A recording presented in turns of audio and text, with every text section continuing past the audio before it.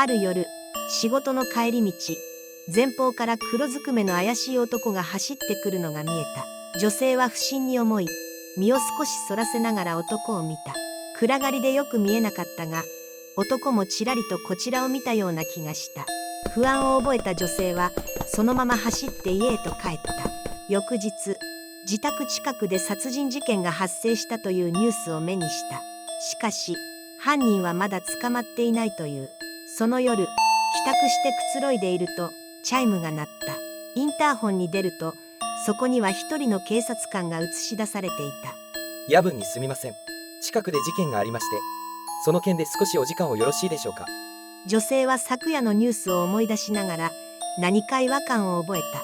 慎重にチェーンをかけたままドアを開けると、若い警察官が立っていた。何でしょうか。女性が問いかけると、警察官はうっすらと笑みを浮かべながら答えた。いえ、事件が発生したため、戸締まりなどの注意喚起のために見回りをしていまして。そう言いかけた途端、彼の表情が急にこわばった。実は近くで殺人事件がありまして、その件について何かご存じないかと思いまして。女性は不気味なものを感じながら、いいえ、何も知りません。と答えた。すると警察官は、そうですか、わかりました。また見回りに来ますので、何か思い出しましたら教えてください。と言い残し、去っていった。だが、女性の胸には深い不信感が残った。何か思い出しましたら。どういう意味だろう。そういえば、あの夜、黒ずくめの男を目撃したな。